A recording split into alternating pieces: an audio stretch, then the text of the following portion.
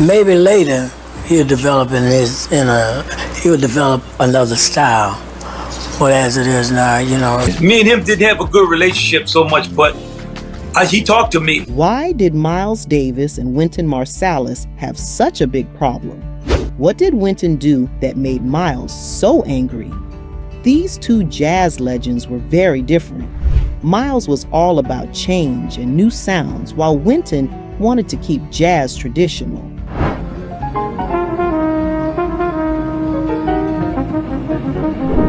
One moment in the 1980s made Miles furious. He never forgave Wynton for it. What happened between them? Why did Miles stay mad for so long? Let's find out.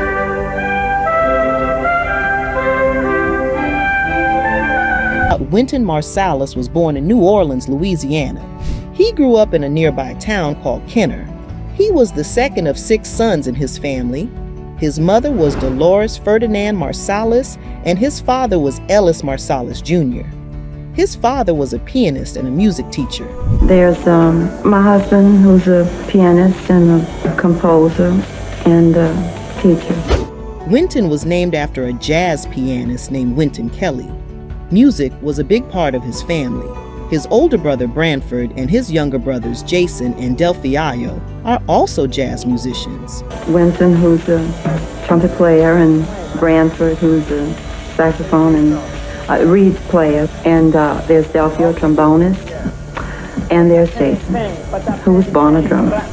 One day, Wynton's father was sitting with famous trumpet players. Their names were Al Hurt, Miles Davis, and Clark Terry. His father joked that maybe Wynton should have a trumpet too. Al Hurt said he would give Wynton a trumpet. That was how Wynton got his first trumpet when he was 6 years old. Even though he had a trumpet at 6, he did not practice much. He only got serious about it when he was 12. He went to Benjamin Franklin High School. He also went to the New Orleans Center for Creative Arts. In school, he learned classical music. Martin Luther King told us that it was all right to go to school with whites. And I sent him to a school where it was 98% white. At home, he learned jazz from his father. He also played in different bands. He was in a marching band and a funk band. He even played in the New Orleans Civic Orchestra. He was the only black musician in that group. When Wynton was 14, he won a music contest. He got to play an important song by Joseph Haydn with the New Orleans Philharmonic. 2 years later, he played music by Bach. When he was 17, he got into a special music program called Tanglewood. He applied to 2 music schools, Juilliard and Northwestern. He got into both but chose Juilliard. That was the start of his great music journey. The real power of jazz and the innovation of jazz is that a group of people can come together and create art, improvised art. Wynton Marsalis moved to New York City to study at the Juilliard School. He wanted to be a classical musician, but he left the school in 1981 without finishing his degree. He started playing with different bands, and that changed his mind about his career. In 1980, Marsalis toured Europe with the Art Blakey Band. This was a big moment in his life. He joined the Jazz Messengers, a famous jazz group led by Art Blakey. He recorded his first album with Blakey and soon went on tour with another great musician, Herbie Hancock.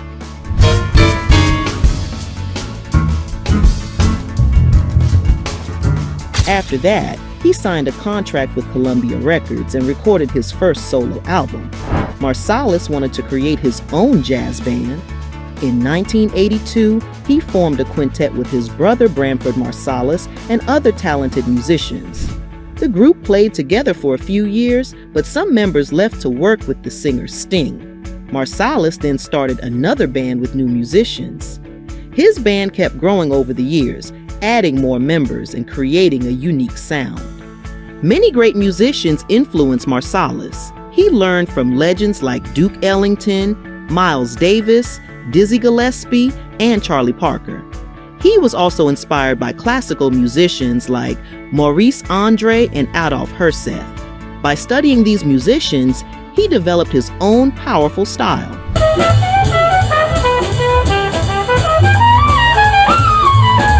Besides being a musician, Marsalis is also a teacher and speaker. He gives lectures and teaches people about jazz. Some people call him the Leonard Bernstein of the 21st century because of his work in music education. He believes jazz is an important part of culture and history, and he wants to keep it alive for future generations. In 1987, Marsalis helped create a summer concert series at Lincoln Center in New York. The concerts were so successful that jazz at Lincoln Center became a permanent program. In 1996, it became an independent organization, just like the New York Philharmonic and the Metropolitan Opera. Marsalis became the artistic director and led the jazz at Lincoln Center Orchestra. The orchestra performs all over the world, teaches young musicians, and records music.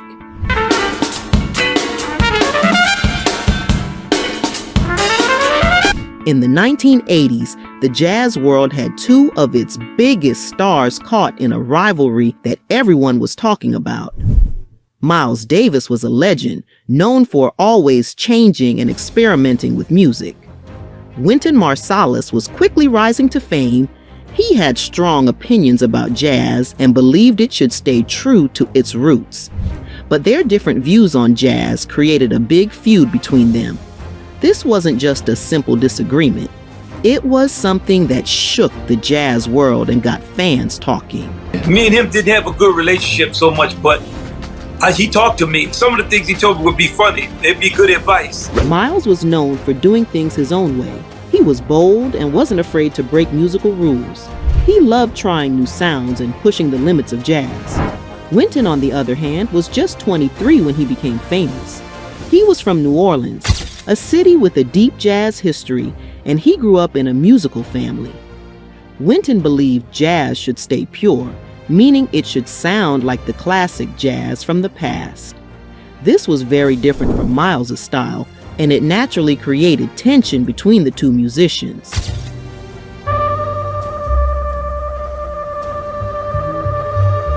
Their record label, Columbia Records, wanted them to work together. They thought that if these two great musicians could be friends, it would be great for jazz and great for business. George Butler, who was the vice president of Columbia, really tried to bring them together. He even told Mylus to call Wynton on his birthday. But Mylus wasn't interested. He didn't feel the need to be close to Wynton. He also didn't like how much pressure the record label was putting on him to connect with the younger musician. He wanted to do things on his own terms, not because the label told him to.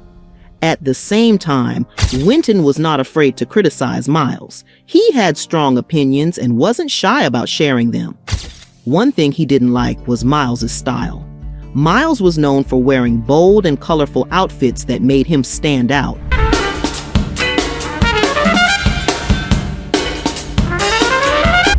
Wynton didn't like this and even called his clothes dresses. Mylus did not take that lightly. For him, his fashion was part of his identity, just like his music. He felt that Wynton was being disrespectful. This added even more fuel to their rivalry.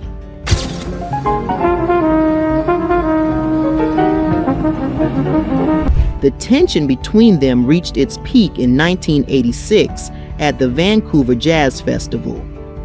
Wynton and his band were heading to Vancouver, and along the way, his bandmates started teasing him. They joked about whether Wynton was brave enough to confront Mylus. They wondered if he would have the courage to stand up to the jazz legend. Wynton, feeling the pressure, finally agreed to do something bold. He decided to go on stage while Mylus was performing, even though he wasn't invited.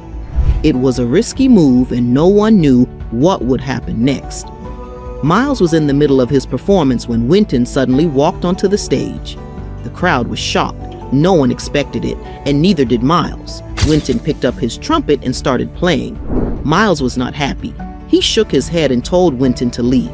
But Wynton kept playing, ignoring Mylus' reaction.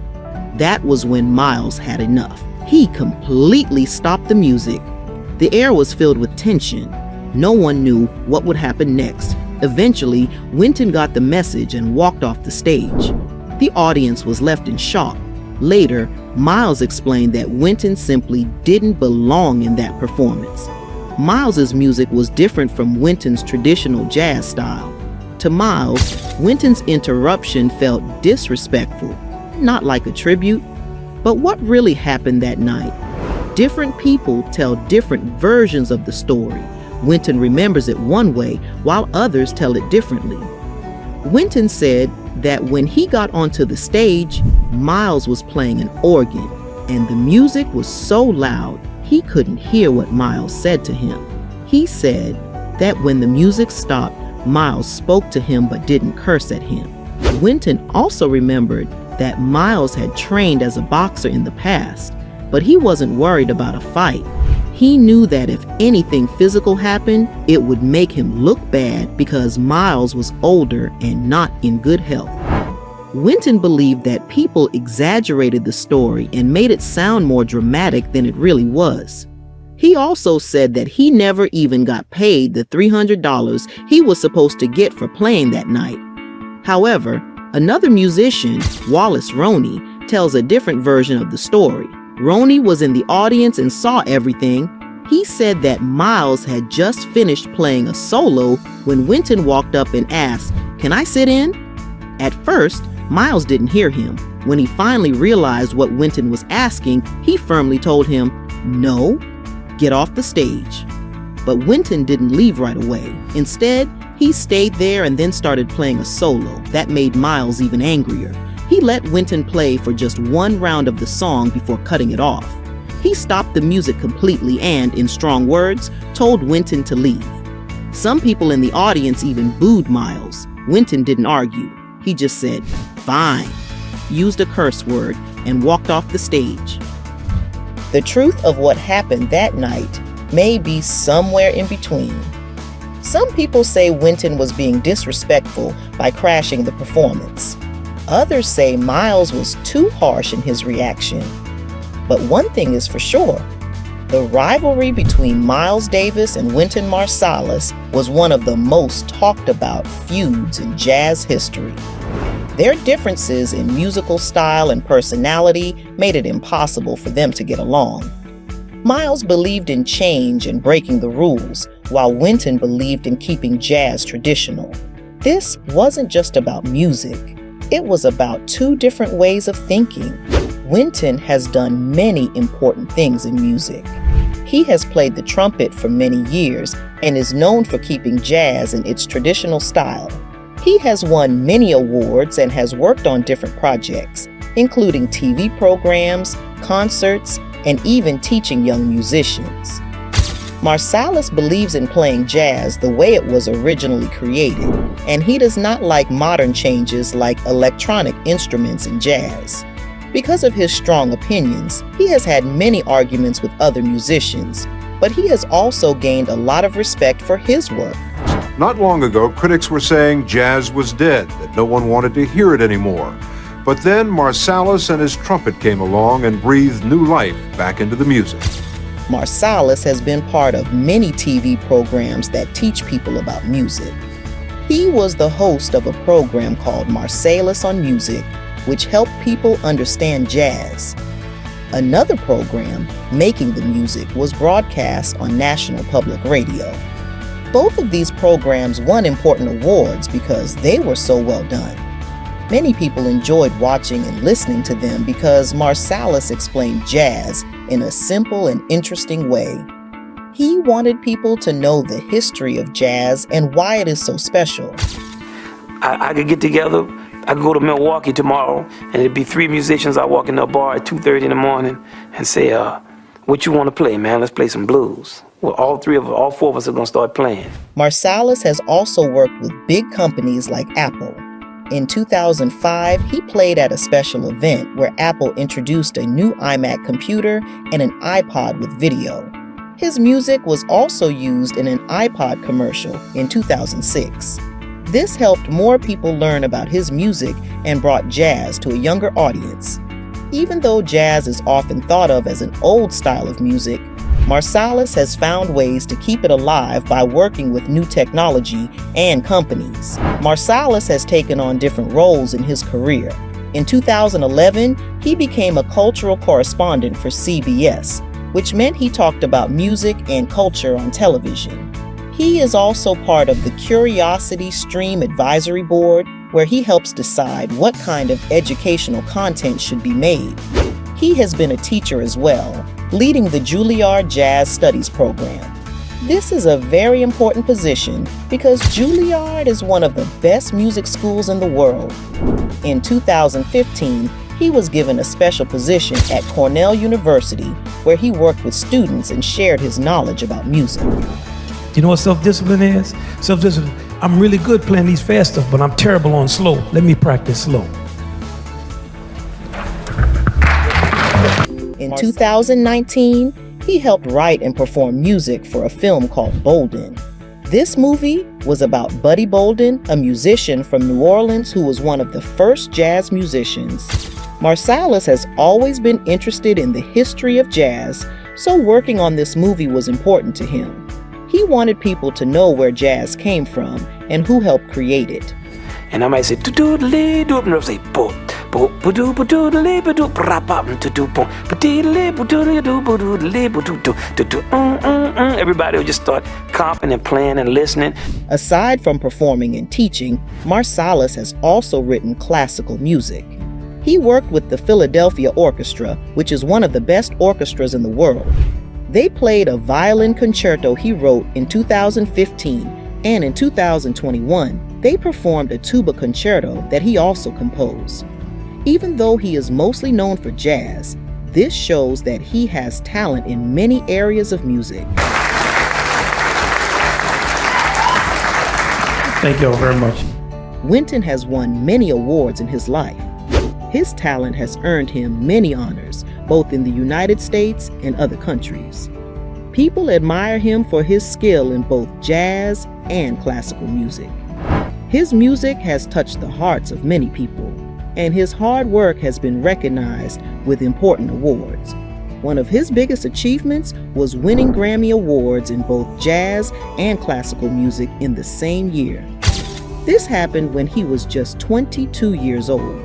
This made him the only musician to win in both categories at the same time. He continued to win more awards in the following years, proving that his talent was truly special. After releasing his first album in 1982, Marsalis became very popular. He was named Musician of the Year by Downbeat magazine. He also won Best Trumpeter and Album of the Year. His success continued for many years, and in 2017, he was inducted into the Downbeat Hall of Fame. This was a great honor because he was one of the youngest musicians to receive it. In 1997, Marsalis made history again. He became the first jazz musician to win the Pulitzer Prize for music. This award is usually given to classical music or opera, but Marsalis's work was so powerful that it was recognized in a special way. His piece, Blood on the Fields, told a deep and emotional story, and many people praised it.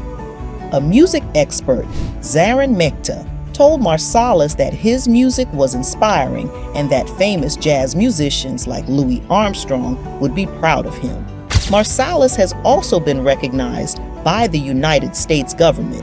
He received the National Medal of Arts and the National Humanities Medal. These are some of the highest honors an artist can receive.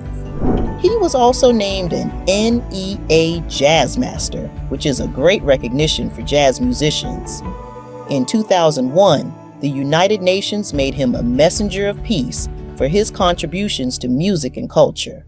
His music is loved all over the world. About 7 million copies of his recordings have been sold. He has performed in 30 countries and on every continent except Antarctica. His influence in music is global, and many people admire his work. Outside the U.S., he has been honored in different countries. He won the Dutch Edison Award and the French Grand Prix du Disque. The city of Vitoria, Spain, gave him a gold medal. Britain's Royal Academy of Music made him an honorary member. The French Ministry of Culture made him a Knight in the Order of Arts and Literature. In 2008, he received France's highest honor, the Chevalier of the Legion of Honor. In 2023, he won the Premium Imperial, a prestigious international award for artists. Marsalis has also received honorary degrees from many universities, including Harvard, Princeton, and the University of Michigan. These degrees recognize his impact on music and education. His influence in jazz and classical music is undeniable, and his achievements continue to inspire new generations of musicians. When you take the history of Afro-American music, what we ended up doing when we got to hip-hop and the way we used our language and disrespected women, disrespected ourselves is an international embarrassment. Wynton recently made comments about rap music that upset a lot of people. In an interview, he said that rap music is more damaging than a statue of Robert E. Lee. Many people were angry and disagreed with him. After the backlash, Marsalis wrote a long statement on Facebook. He did not take back what he said or apologize. Instead, he explained what he meant. He said that he was only talking about some rap music, not all of it. He also said that Robert E. Lee lost the Civil War, so his influence is not strong today. But rap music is still powerful in modern culture, and people are still debating its impact. Marsalis explained that when he makes a general statement, he does not mean all rap music. He also said he is not an expert in any kind of music, including jazz, but he has the right to share his opinion. He believes that some rap music is vulgar and weight loss medications you can actually afford? Yes. 1980s and has spoken about it before. It is an embarrassment, and we should not, as many uses of the word, but the majority of those recordings are not using it in any type of proper way. It's shameful. Marsalis also mentioned that some rappers themselves have said that this type of music promotes negative stereotypes about Black people. He asked how someone can love Black people but also support music that portrays them in a bad way. He compared it to people paying to go on a safari to watch hippos, saying that just because people consume something does not mean they respect it. He also said that everyone should have the right to express their opinion. He compared it to how President George W. Bush told people after 9/11 that they were either with us or against us. Marsalis believes that in a free country, people should be able to discuss and debate without being forced to agree. Marsalis welcomed disagreement. He said he was not attacking any individual person. Instead, he was making general observations about certain types of music. He also said that he has not listened to all rap music, so he cannot judge every single song. However, he believes it is fair to question why explicit content is so common in popular music. He said this is a concern for parents and anyone who cares about culture. He criticized what he called pornographic products and minstrel show ghetto routines in some rap music. He said that people choose to listen to this type of music, and he accepts that. However, he will continue to speak out against it. He believes he has the right to express his opinion, just as others have the right to enjoy this music. Marsalis also spoke about the controversy over Confederate statues like those of Robert E. Lee. He said that these statues represent a painful past, and many people want them removed. However, he found it ironic that some of the same people who want Confederate statues taken down also defend rap music that promotes negative stereotypes. He believes that while Confederate statues can be removed, harmful music remains popular because it makes money for the industry.